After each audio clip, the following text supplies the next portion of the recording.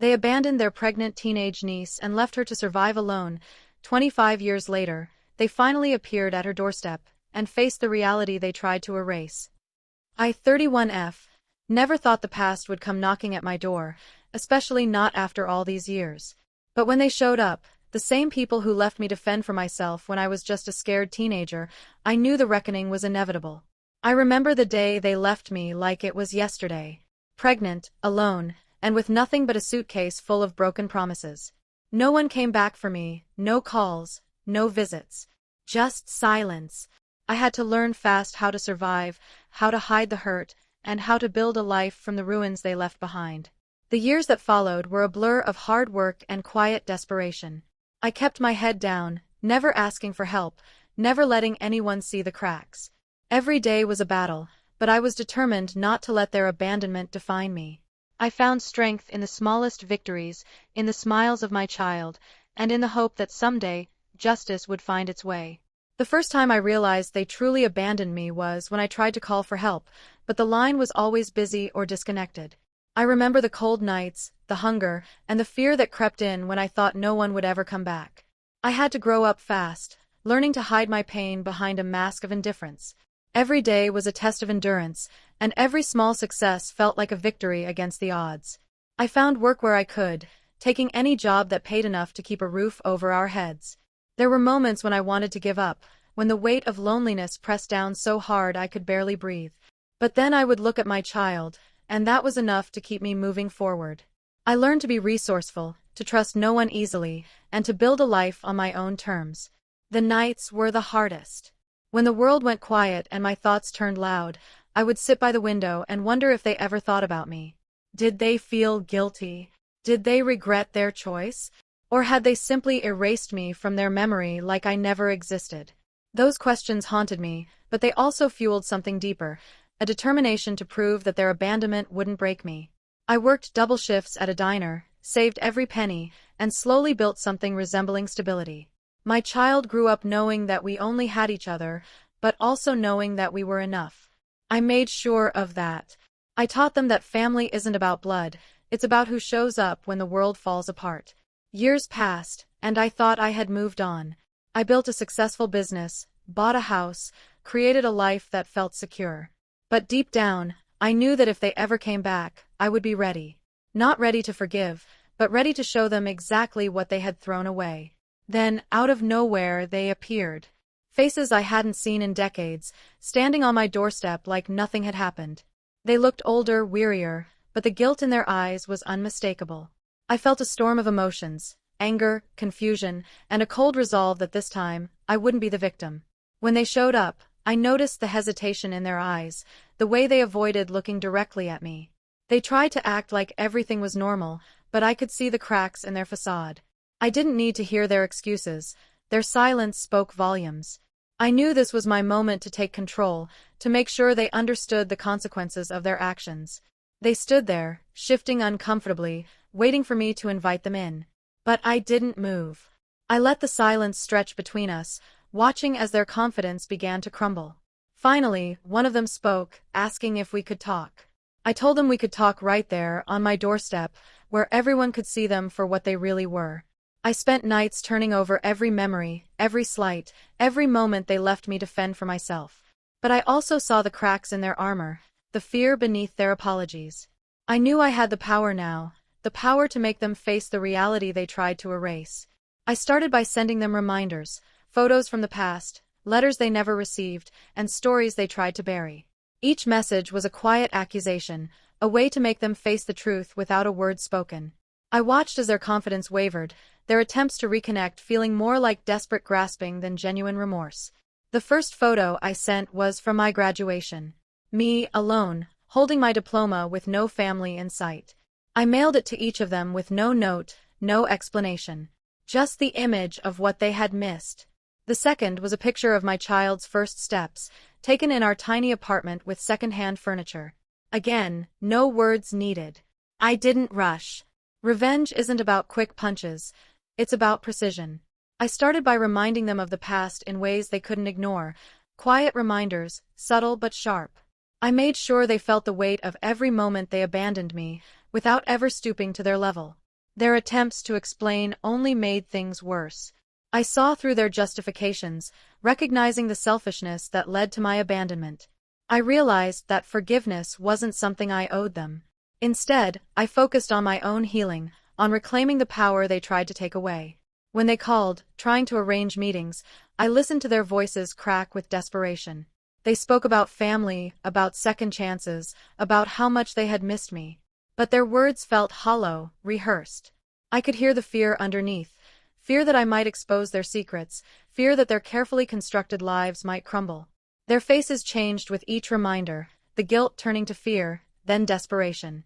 They tried to explain, to justify, but I saw through the cracks. They realized too late that some wounds don't heal with words, and some betrayals leave scars that time can't erase. In the final confrontation, I made it clear that their return didn't erase the past. I wasn't looking for reconciliation. I wanted acknowledgement and accountability. The silence that followed was heavier than any argument, a testament to the damage done and the strength it took to survive. I found out later that their sudden return was triggered by a crisis of their own. They were facing hardships that made them remember the family they had tried to erase. But their timing was off. They came seeking comfort, not expecting the storm they had left behind to still be raging. One of them had lost their job, another was going through a messy divorce, and the third was dealing with health issues. They thought that reaching out to me would somehow fix their problems, that I would welcome them back with open arms and provide the support they needed. They couldn't have been more wrong. I used their desperation against them, not with cruelty, but with cold reality. I made it clear that the past wasn't a chapter they could rewrite or forget. Every attempt they made to mend fences was met with reminders of the pain they caused. One of them tried to appeal to the child, hoping to find a softer spot. But I shielded that innocence fiercely, knowing that some wounds run too deep to be soothed by empty words. I realized that protecting my family meant standing firm, no matter the cost. When they suggested meeting my child, I told them that ship had sailed 25 years ago.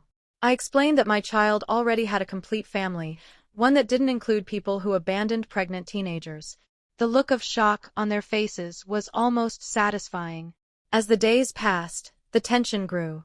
I could see the cracks in their unity, the way they turned on each other when no one was watching.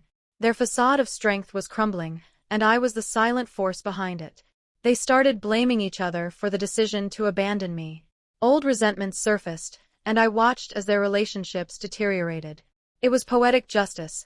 The same selfishness that led them to abandon me was now destroying their bonds with each other. In a final twist, I revealed a secret they never expected me to hold, a truth that changed everything. It wasn't revenge for revenge's sake, it was justice for the years of silence and neglect. And it was a reminder that some actions have consequences that echo through time. I had kept every document, every piece of evidence from those early years. Medical records showing I was malnourished, school reports noting my frequent absences, social services files that documented their neglect. I had built a case against them without even realizing it, and now I had the power to expose everything. I kept a journal during those years, not to dwell on the pain, but to remind myself of the strength I was building. Each entry was a testament to survival, a record of the battles fought in silence. When they came back, I made sure they knew that my story wasn't theirs to rewrite. I watched them try to navigate the life they had ignored for so long, stumbling over the consequences of their absence. Their attempts to reconnect felt like shadows trying to catch light, always falling short. I realized that some bridges, once burned, leave ashes that no one can cross. There was a moment when I almost faltered, when the weight of the past threatened to pull me under. But then I remembered the promises I made to myself and my child, to never be powerless again. That resolve carried me through the darkest nights. The moment came when one of them broke down, admitting that they had made a terrible mistake. They begged for forgiveness, promising to make things right. But I had learned that promises from them were worthless. I told them that forgiveness wasn't something they could demand, it was something that had to be earned, and they were 25 years too late to start. I found allies in unexpected places, people who saw the truth behind the facade and stood by me. Their support was a quiet strength, a reminder that family isn't always about blood, but about who shows up when it matters. My neighbors, who had watched me struggle and succeed, rallied around me. They had seen the late nights, the sacrifices, the determination. When my biological family tried to paint me as vindictive, these people spoke up, sharing stories of my character and strength. The final revelation was a moment of reckoning. I shared a truth that shattered their carefully constructed lies. It wasn't just about abandonment, it was about the years of silence that followed, the pain they tried to erase. That truth was my victory, a reminder that some wounds demand to be acknowledged. I told them about the nights I went hungry so my child could eat, about the times I worked 3 jobs just to keep us afloat, about the moments when I felt so alone that I questioned whether I was strong enough to continue. I made them understand that their abandonment wasn't just a single moment, it was a lifetime of consequences they had forced me to bear alone. Update 1. The aftermath of our confrontation rippled through their lives in ways they hadn't anticipated. Word spread through our small community about their return and my response. People who had known our family began to piece together the truth they had tried to hide for decades. Their attempts to salvage their reputations only made things worse. Each explanation they offered contradicted the others, revealing the depth of their deception. I watched from a distance as their carefully constructed lives began to unravel, just as mine had been forced to unravel all those years ago. Update 2. One by one, they tried to reach out again, but this time with lawyers and threats. They claimed I was damaging their reputations, that I was spreading lies about the past. But I had documentation for everything, every claim, every accusation, every moment of neglect. Their legal threats fell flat when faced with the mountain of evidence I had accumulated. The irony wasn't lost on me. They were now experiencing the powerlessness I had felt as a teenager, the frustration of having no control over their circumstances. The difference was that their situation was entirely of their own making. Update 3. In the end, I didn't need to shout or scream. The silence between us said everything. I found my peace not in their forgiveness, but in my strength to stand tall despite everything. They came back to face the reality they tried to erase, and I was ready. They left my doorstep that final day looking defeated, older somehow, as if the weight of their actions had finally caught up with them. I watched them walk away, knowing that this time, it was my choice to let them go. The power dynamic had shifted completely, and they knew it. I closed the door and turned to find my child watching from the hallway. They asked if I was okay, and I realized that I truly was. For the first time in 25 years, I felt completely free from the shadow of their abandonment. I had faced them, held my ground, and emerged victorious, not through cruelty or revenge, but through the simple act of refusing to be their victim again. The story they tried to erase had been told, and it was mine to tell. They would have to live with the consequences of their choices, just as I had learned to live with mine.